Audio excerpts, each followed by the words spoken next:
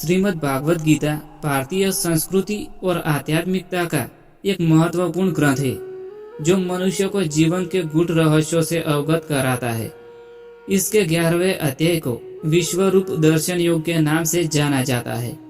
इस अध्याय में भगवान श्री कृष्ण ने अर्जुन को अपना विराट स्वरूप दिखाया, जिससे अर्जुन का मोह नष्ट हुआ और उन्हें भगवान की वास्तविक सत्ता को समझा। इस अध्याय का अध्ययन करने से मनुष्य को जीवन में समर्पण, भक्ति और सत्य की अनुभूति होती है। जय श्री कृष्णा दोस्तों, स्वागत है आपका अपनी इस YouTube चैनल में और आप देख रहे हैं मोटिवेशनल एंड स्पिरिचुअल ज्ञानवर्धक वीडियोस।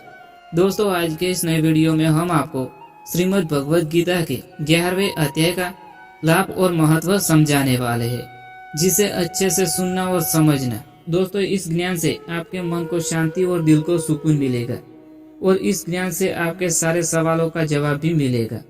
तो चलिए शुरू करते हैं इस दिव्य यात्रा को।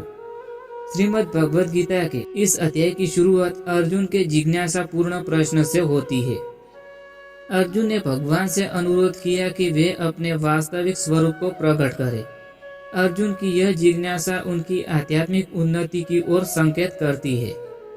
भगवान श्री कृष्ण ने अर्जुन को दिव्य दृष्टि प्रदान करके उन्हें अपना विराट स्वरूप दिखाया। इस स्वरूप में उन्होंने अनेक मुख, नेत्र, हाथ और अद्भुत तेजस्वी आभा धारण की थी। इस अद्वितीय दर्शन को देखकर अर्जुन स्तब्ध रह गए और उनकी भक्ति की भावना और प्रबल हो गई। अर्जुन का अनुभव, अर्जुन का विस्मय और भय। भगवान का यह रूप देखकर अर्जुन अत्यंत विस्मित हो गए और उन्हें भगवान की अनंत शक्ति का आभास हुआ। संसार में होने वाले सभी कार्यों का केंद्र श्री कृष्ण ही है। भगवान ने अर्जुन को यह समझाया कि सभी जीव उन्हीं से उत्पन्न होते हैं और उन्हीं में विलीन हो जाते हैं। अर्जुन का संपूर्ण समर्पण और भगवान से क्षमा की प्रार्थना। इस विराट स्वरूप को देखकर अर्जुन भगवान से क्षमा मांगते हैं और अपनी शरणागत भाव को प्रकट करते हैं। दोस्तों, अब हम आपको 11वें अध्याय का आध्यात्मिक और व्यावहारिक महत्व समझाते हैं। पहला महत्व है आत्मसमर्पण का संदेश। भगवान श्री कृष्ण ने अर्जुन को यह समझाया कि सच्चे समर्पण से ही मोक्ष की प्राप्ति संभव है। जब मनुष्य अपने अहंकार और संदेह को त्याग कर संपूर्ण रूप से भगवान की शरण में आता है, तभी वह वास्तविक आनंद और शांति का अनुभव कर सकता है।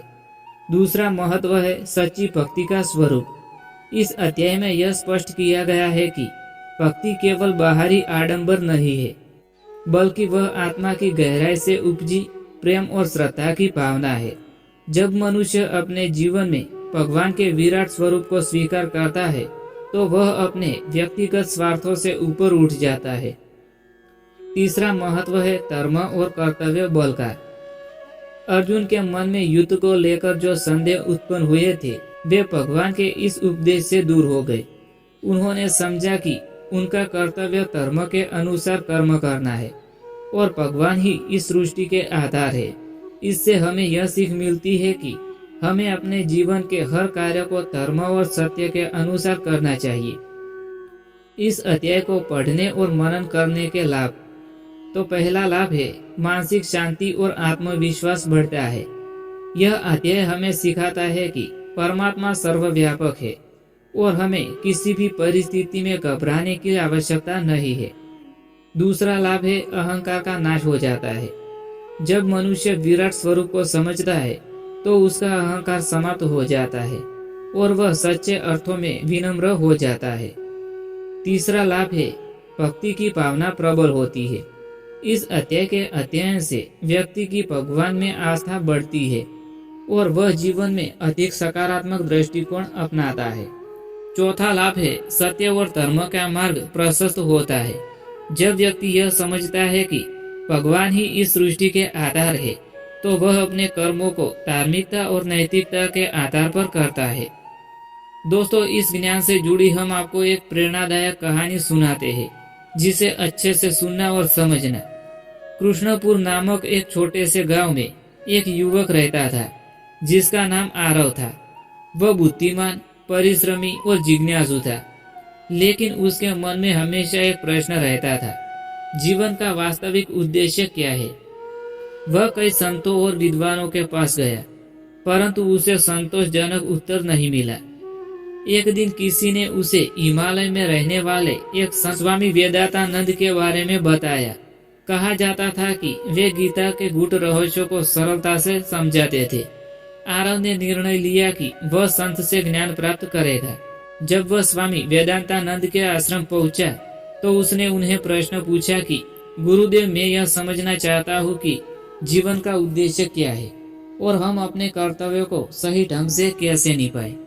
स्वामी वेदांतानंद ने मुस्कुराते हुए उत्तर दिया, तुम्हारा उत्तर श्रीमद् भगवद गीता के 11वें अध्याय में छिपा है। यदि तुम इसे समझ सको तो तुम्हारे सभी प्रश्नों के उत्तर मिल जाएंगे। गुरुदेव ने आरव को एक गुफा में ध्यान करने को कहा और कहा कि यदि वह सच्चे मन से प्रयास करेगा तो उसे उत्तर मिल जाएगा। आरव ध्यान में बैठ जाता है और धीरे धीरे उसकी चेतना परिवर्तित होने लगती है। अचानक उसने स्वयं को एक विशाल प्रकाश के समक्ष पाया। चारों ओर असंख्य ब्रह्मांड, ग्रह, नक्षत्र और देवता दिखाई देने लगे। उसे लगा कि वह समय और स्थान से परे किसी दिव्य ऊर्जा के संपर्क में है। उसे एहसास हुआ कि जो कुछ भी संसार में हो रहा है वह बस एक ही शक्ति से संचालित हो रहा है। यह विराट स्वरूप स्वयं भगवान श्री कृष्ण का था। उसकी आंखों से आंसू बहने लगे और उसके भीतर का सारा अहंकार मिट गया। जब आरव ने अपनी चेतना वापस पाई तो उसने देखा कि स्वामी वेदांतानंद उसके सामने खड़े थे। गुरुदेव ने पूछा, वत्स, अब क्या तुम समझ गए कि जीवन का वास्तविक उद्देश्य क्या है? आरव ने उत्तर दिया, गुरुदेव, मैं समझ गया कि भगवान ही इस पूरे ब्रह्मांड के आधार है। हम केवल उनके यंत्र मात्र है। हमारा कर्तव्य केवल निष्काम भाव से अपने कर्तव्य को करना है, बिना फल की चिंता किए हुए। गुरुदेव मुस्कुराए और बोले, तुमने सही पहचाना। जब अर्जुन ने विराट स्वरूप को देखा तब उससे भी यह ज्ञान प्राप्त हुआ था। अब जाओ और इस ज्ञान को अपने जीवन में अपनाओ, इससे तुम्हारा जीवन सार्थक हो जाएगा। आरव गांव लौट आया, लेकिन अब वह पहले जैसा नहीं था। उसका दृष्टिकोण बदल चुका था। अब वह हर कार्य को समर्पण भाव से करता और बिना चिंता के अपने कर्तव्यों का पालन करता।